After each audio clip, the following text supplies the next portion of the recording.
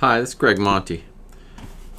I'm the director of the Energy Research Center, and this is part of the Energy Introduction energy generation module that we've provided to you as a teacher, and this is part of the Educator Introduction. So what you're going to receive from us after you contact us is a box that looks like this for the energy generation module, and you can take the lid off. And what's going to be inside this box is a number of things. First of all, you're going to find a portable mouse, which you can use by just taking the USB out of here, plug it into your computer. Then if you don't have a portable mouse, you can use that. You'll find a number of game boards that are laminated. There are these double-sized boards. This is used for the energy generate game that's played later. In the module, you'll find a notebook which contains all the information. I'm going to go through this notebook in a moment. In addition, you'll find a folder with some printed out pieces of paper. There's 3 different things in here. There's one that's called an energy generation research summary sheet, and then a generate calculation support sheet, and lastly a team scorecard. There are 9 copies, one for you and one for each of as many as 8 teams. And then last are 8 different pouches, plastic pouches with game pieces for the generate game inside. You'll notice that on the front lower left is a number. That's the team number. They go from 1 to 8. And inside the pouch are the game pieces separated in a sort of a folder style, and the game pieces relate to the different types of energy generators that are in the world today.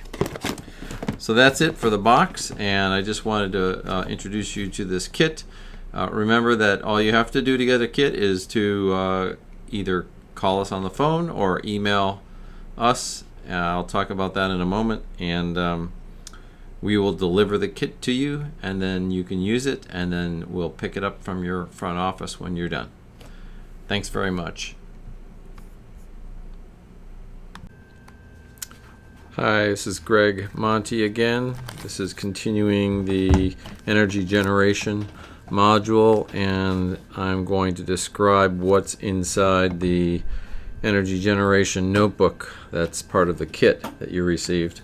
So when you open up the front cover of the notebook, you'll see a generate kit number 1, 2, 3, 4, 5, whichever, and it represents the kit number should correlate with the number on top of your box that you received, and a couple of contact cards for myself and Dr. Faust. The next thing you see is a pouch which has a memory stick in it, which contains all of the files that you'll need that are both in the stick and also online at NCA&T Center for Energy Research and Technology. So that has the documents, the PowerPoint presentations, the videos that you need to run your class. So the first thing we're going to do is look at some of the files. The first file you come across in there is a flyer about this particular CERT Educational Series Energy Generation Module. It describes what the module is. The most important thing is that it's plug and play, so you don't have to do very much work. All the lecturing and presentation is done by me through these videos. The first thing you're supposed to do is sort of read and listen to the Educator Introduction video, which will describe what you're listening to right now. Once you get through all this and you want to order a kit, just decide which day you want to use it and give us a call on the phone or send us an email, and we'll set it up to deliver the kit to you. We not only deliver, but we also pick up the kit when you're done using it. Next thing, let's move on to the Educator Introduction document itself. That's this one. You'll see that next in the notebook. The next section, it describes the standards that are used, and those standards are detailed further at the end of this document. And then it talks about how this particular class is broken up. It has a homework assignment, followed by Class 1 and Class 2. Class 1 is essentially a readout of the homework that the students do, studying energy generators, and then as a lecture that supports and reinforces the learning that the students did during their little bit of research work and read out to their teammates. And then Class 2 is the actual playing of the Generate game. You'll see the module contents listed in great detail and a set of module instructions for how to deliver this module in your classroom, which is essentially you listening to this video to introduce yourself to this, following the step-by-step setup instructions while you're running your class, and then having the students do homework, come back and do Class 1, play the video called Energy Generation Basics.mp4 during Class 1, and then in Class 2 play the Generate Game.mp4, which will lead the students through 4 rounds of the Generate game. And then when you're done, if you could take some time to give us some feedback by clicking on the links in this document, we would deeply appreciate it. It helps us do continuous improvement. So as I said, all the standards are detailed in much greater detail on the last page of this document. So now let's go to the step-by-step instructions. Generate game setup instructions. This will actually tell you again what you're receiving in your kit. It has a big list. Then it tells you what to do for homework assignment, which is done prior to Class 1. Then what's done during Class 1, which starts with an assignment review and then playing the video, which as I said, reinforces the learning that the students did during their research. And then lastly, how to follow through with the setup and playing of the Generate game. So you just have to follow that. At the end of this document, it talks about how to pack up the kit, counting the inventory piece, counting and inventorying all the pieces, and then putting them back into the pouches, and then returning the pouches, the boards, the flash drive, the mouse, and any unused papers in the folder back into the box, and then taking it to your front office and giving us a call so we can come and pick it up. Now let's take a look at the research assignment, which is called the Energy Generation Research Sheet. So in this assignment, what you will want to do is group up your students into teams, up to 8 teams, and ask one student from each of those teams to cover one of these 5 types of energy generators: coal, natural gas, nuclear, solar, and wind. If you don't have 5 students on a team, you can ask a student or 2 to do a couple of these to cover all 5. And there's instructions on how to do that and some questions that they'll follow. You can see those questions on this document. And then when they return after doing their homework to class number 1, this is when they do the research team readout, where the students will summarize their findings with their teammates for the first, let's say, 20 to 25 minutes of the class. And then the last part of the class will be watching the video, which will reinforce what they probably found during their research work. The next document after another divider in the 3-ring notebook is the Generate Calculation Support Sheet. It looks like this, and there are actually 2 versions of this, one that has 0 carbon tax and another on page 2 which has $10 of carbon tax that are front and back of this piece of paper.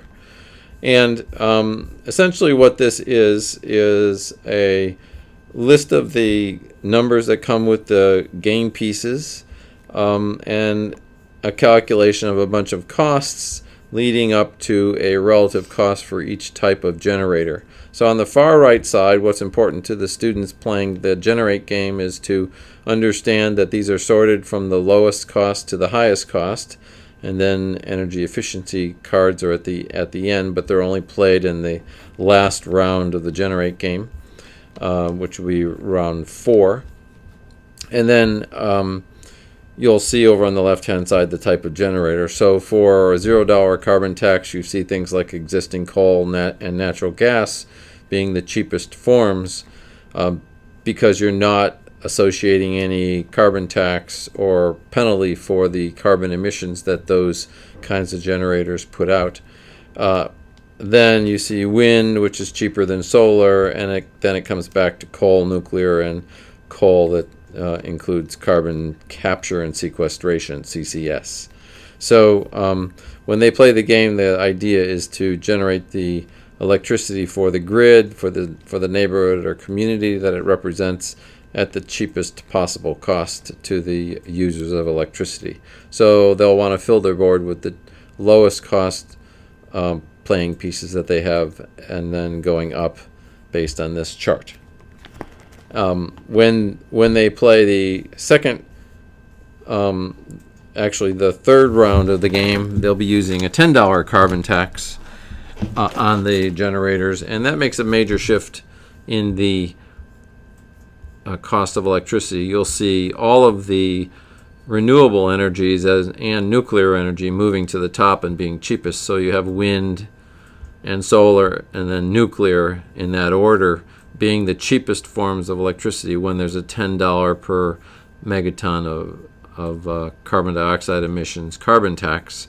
And the other ones like natural gas and all three of the coal existing carbon capture and new coal plants, those are very expensive because they emit carbon, and putting a tax on that makes them appear more expensive.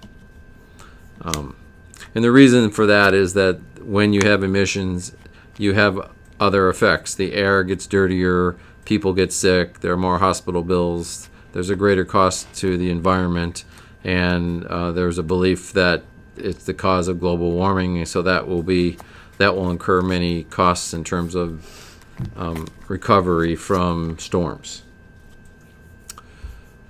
All right, so let's move on to the next page in your document, which is the team scorecard. This is the card that the students will have, each student team, and they're going to fill out this scorecard with the number of pieces that they play in each of the rounds. So round 1, 2, 3, and 4, they're going to count the number of pieces after they've filled the board, and they're going to put that into either their downloaded file from an Excel spreadsheet, or they'll have a paper version of this, and they can put in the number of pieces they found. The value of using the downloaded Excel spreadsheet is that if they put in the piece numbers here that they count, it'll automatically figure out what's the area covered of rectangles, and when that is all added up in the spreadsheet, this number at the bottom should come up to 352. If it's not 352, then they counted the number of pieces wrong, or they didn't play their pieces properly on the board. So 352 is sort of a check that they've covered all the squares and they didn't overlap and they counted all their pieces properly.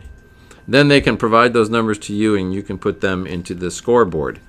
So the scoreboard is the next file that I want to talk to you about. And it looks something like this. This is an Excel spreadsheet that you're going to download and play up on your screen so you can show the scoring of all the different teams in your classroom. What you're going to do is once those teams have figured out how many pieces they have, you're going to type those numbers into these boxes for team 1, 2, 3, 4, 5, 6, 7, and 8. And it will make some calculations and it will rank these teams based on cost.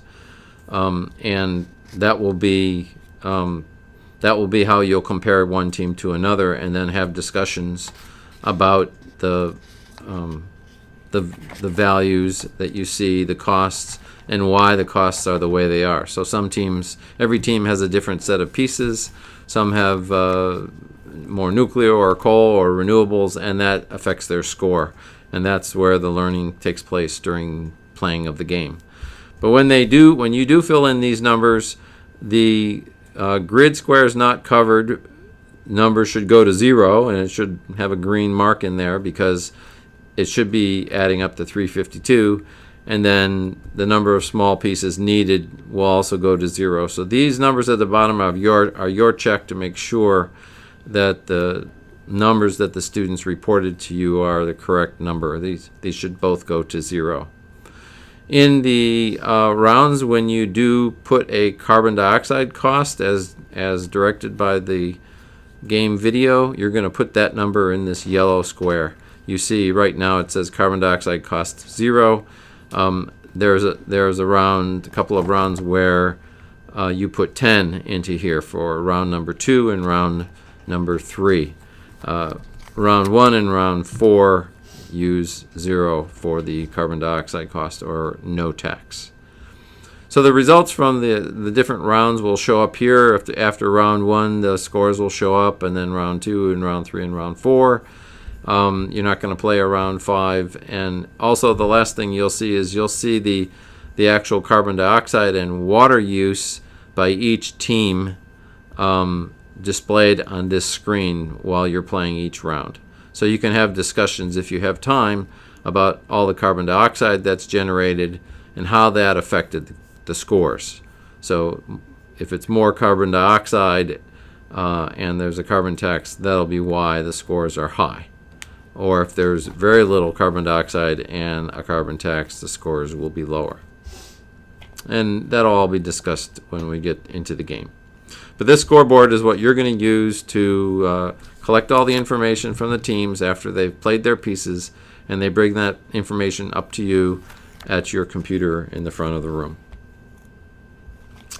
All right, and then the last 2 files that are in the notebook are the energy generation lecture, which takes place during class 1 after the teams have done their readout.